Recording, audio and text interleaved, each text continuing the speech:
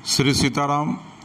भक्तजनों, रामायण में एक अजामिल की व्याख्या आप लोग सुनते होंगे, कई भजनों में भी अजामिल का नाम लिया गया है। लेकिन आपको पता है कि अजामिल कौन थे? दरअसल में इस पूरे प्रकरण को जानना बहुत ही ज़रूरी है कि आखिर अजामिल कौन थे। हालांकि अजामिल की चर्चा जो है वो भगवत पुराण में भी की गई है। अजामिल कानकुब्ज ब्राह्मण थे जो कि कन्नौज के रहने वाले थे। काफ़ी गुणी थे, समझदार थे। वेद शास्त्रों का उन्होंने विधिवन अध्ययन भी किया था और अपने यहाँ आने वाले वो गुरुजन, संत, अतिथियों का सम्मान भी बड़ी श्रद्धा के साथ करते थे। साथ ही उनके साथ बैठ कर के हरि नाम की चर्चा करते थे, ज्ञान की चर्चा किया करते थे और उनके आवास पर प्रत्येक दिन देव पूजन, यज्ञ, ब्राह्मण भोजन कराया जाता था। पूजन विषयक समस्त व्यवस्थाएं स्वयं अजामिल देखा करते थे। वह प्रयास करते थे कि पूजन में प्रयुक्त होने वाली सामग्री, फल फूल और जितनी भी चीज़ें हों वो पवित्र हों और सर्वश्रेष्ठ हों। यही वजह है कि वह खुद जाकर के वन और उपवन में इन सामग्रियों को एकत्रित किया करते थे। एक दिन अजामिल वन से पूजन सामग्री एकत्रित कर घर लौट रहे थे तो उन्होंने देखा कि एक कुंज में कोई युवक स्त्री के साथ प्रेम में लिप्त था। अजामिल ने संस्कारवश अपने आप को यह देखने से रोकने का पूरा प्रयत्न किया, चूँकि धर्म कहता है कि अगर कोई भी युवक स्त्री के साथ प्रेम में लिप्त है तो आप उसको न देखें, वहाँ पर न जाएं। तो अजामिल ने भी पूरी तरीके से यह कोशिश की कि वह नहीं जाए, लेकिन वो सफल नहीं हो सके और बार बार इस प्रेम प्रसंग को देखकर वह आनंदित होने लगे। और उस बाद में अजामिल ने स्त्री से जाकर के परिचय किया कि भाई आप कौन हैं। तो स्त्री ने बताया कि वो एक वैश्या है और उसके बाद से अजामिल जो है वो प्रत्येक दिन उस वैश्या के आवास पर जाने लगे और संसर्ग से धीरे धीरे उसके जो सत्कर्म थे अजामिल के, जो कि पुण्य अर्जित किए हुए थे, वो प्रभावित होने लगे और वह अजामिल वैश्या की हर एक मनोकामनाओं की तुष्टि के लिए खुद तरह तरह के दुष्कर्मों में लिप्त होता चला गया। चोरी, डकैती, लूटपाट, दूसरों के धन को हड़प लेना, चोरी डकैती करना, तमाम तरह के जो कुकृत्य थे, हत्याएं करना, ताकि किसी भी तरीके से धन प्राप्ति हो, ताकि वो उस वैश्या को संतुष्ट कर सके। और स्थिति यह हुई कि ये सब करते करते उस वैश्या से अजामिल को 9 पुत्र की प्राप्ति हुई और 10वीं संतान जो है वो उस वैश्या के यानी कि अजामिल की पत्नी के गर्भ में ठहर गई थी। एक दिन कुछ संतों का समूह उस गांव से गुजर रहा था जहां अजामिल रह रहे थे, कन्नौज में।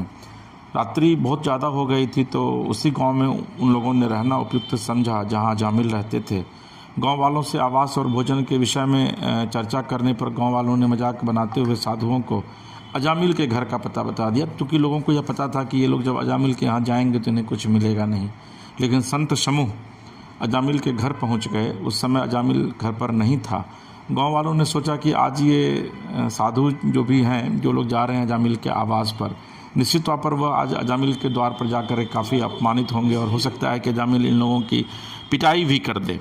तो आगे से फिर ये साधु जो हैं वो कभी भी इस गांव की ओर रुख नहीं करेंगे, इस गांव की ओर अपना कदम नहीं बढ़ाएंगे। संत मंडली अजामिल के द्वार पर जाकर के राम नाम का उच्चारण करते हैं। घर में उनकी वैश्या पत्नी जो है वो बाहर आती है और साधुओं से बोलती है कि आप शीघ्र भोजन सामग्री लेकर यहाँ से निकल जाइए, क्योंकि अगर अजामिल आ जाएंगे तो आप लोगों की परेशानी बढ़ जाएगी। साधु उनकी बात को सुन करके भोजन की सूखी सामग्री लेकर घर से थोड़ी दूरी पर जाकर के एक वृक्ष के नीचे भोजन बनाने का उपक्रम करते हैं।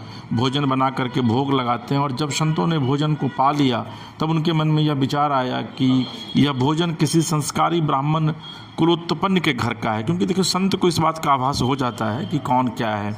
और लेकिन समय के प्रभाव में यह जो ब्राह्मण है ये कुसंस्कारी हो गया है अजामिल। सभी संत जो है वो भोजन करने के बाद फिर दूसरे दिन अजामिल के घर पहुंचते हैं। उन्होंने बाहर से आवाज़ लगाई तो फिर अजामिल की स्त्री जो कि वैश्या थी वो बाहर आती हैं। संतों ने कहा कि बहन, हम तुमसे कुछ बात कहने आए हैं। स्त्री ने बताने को कहा तो संतों ने कहा कि तुम्हारे यहाँ जो जन्म लेने वाला शिशु है, जिसकी जानकारी हम लोगों को है, उसका तुम नाम नारायण रखना। संतगणों के ऐसा कहने पर अजामिल की स्त्री ने उन्हें ऐसा ही करने का वचन दिया। अजामिल की स्त्री ने 10वीं संतान के रूप में एक पुत्र को ही जन्म दिया और उसका नाम जो है वह नारायण रखा गया। नारायण जो कि 10वां पुत्र था अजामिल का, वो सभी को काफ़ी प्रिय था। उसके जो कर्म थे वो काफ़ी सत्कर्म थे, ईश्वर का वो सुमिरन भी करता था। अब देखिए, अजामिल स्त्री और अपने पुत्र मोह के जाल में पूरी तरीके से अब लिपट गया था। और चूँकि कहते हैं ना कि इस वक्त सभी का एक दिन आता है, तो कुछ समय बाद अजामिल का भी अंत समय नज़दीक आ गया। अति भयानक यमदूत उसे दिखाई पड़ने लगे। भय और मोहवश अजामिल अत्यंत व्याकुल हुआ। और कहा जाता है कि जब अंत में अंतिम समय आता है तो लोग अपने मैक्सिमम जो लोग हैं वो अपने पुत्र को पुकारते हैं। तो अजामिल ने दुखी होकर के अपने पुत्र को पुकारा और कहा कि नारायण नारायण। लेकिन अजामिल के पुत्र वहाँ नहीं थे, तो उसको आवाज़ नहीं सुनाई पड़ी। तो बहुत दुखित होकर के फिर अजामिल ने कहा कि नारायण, मैं इतना पुकार रहा हूँ लेकिन तुम मेरे नज़दीक नहीं आ रहे हो। और देखिए कि जैसे ही अजामिल ने अंत समय में भगवान को नारायण नारायण कहकर, जो कि उनका बेटा था, अपने बेटे को बेसिकली वो पुकार रहे थे, जैसे ही सुनते हैं भगवान विष्णु के पार्षद उसी समय उनके पास दौड़ करके आ जाते हैं। और यमदूतों के द्वारा जो है वो अजामिल को रस्सी में बांधा गया था, यानी कि फांसी, जो मृत्यु के समय जो अगर आप कुकर्म किए हैं तो आपको उसका प्रायश्चित जो है वो भोगना पड़ेगा। तो अजामिल को रस्सी से बांधा गया था। लेकिन विष्णु के दूत जैसे ही आते हैं, हरि के दूत उन रस्सियों को तोड़ते हैं। यमदूतों के पूछने पर पार्षदों ने धर्म का उसे रहस्य समझाया। यमदूत फिर भी नहीं माने। वे अजामिल को पापी समझकर अपने साथ ले जाना चाहते थे। तब पार्षदों ने यमदूतों को डांटकर वहां से भगा दिया। हार कर सब यमदूतों ने यमराज के पास जाकर पुकार की। तब धर्मराज स्वयं यमराज ने कहा कि तुम लोगों ने बड़ा नीच काम किया है, अपने दूतों से तुमने बड़ा अपराध किया है। अब सावधान रहना, और जहाँ कहीं भी कोई भी किसी भी प्रकार से भगवान का नाम उच्चारण करे वहाँ मत जाना। यमराज ने यमदूतों से कहा, अपने कल्याण के लिए तुम लोग स्वयं भी हरि का नाम और ये यश का गान करो। तो देखिए, दरअसल में ये कहानी काफ़ी इंस्पायरिंग है, कभी काफ़ी प्रेरणादायी है भक्तजनों। और ये कहानी यह बताती है कि अगर आप निर्मल मन से प्रभु को पुकारते हैं, चाहे आपने कितना भी कुकर्म किया है, कितना भी दुष्कर्म किया है, अगर आप अंत समय में, चाहे वो आपके बेटे का नाम ही क्यों नहीं नारायण हो, आपके बेटे का नाम ही क्यों नहीं महादेव हो, आपके बेटे का नाम ही क्यों नहीं राम हो, कृष्ण हो, अगर आप अंत समय में हृदय से पुकारते हैं तो प्रभु आपके पास ज़रूर आएंगे। तो आपको ये जो अजामिल के विषय में जो जानकारी है ये कैसी लगी, आप कमेंट बॉक्स में जाकर कमेंट कीजिए। हमारे मानस कथा रामायण जो हमारा यूट्यूब चैनल है, इसको सब्सक्राइब कीजिए, लाइक कीजिए, शेयर कीजिए।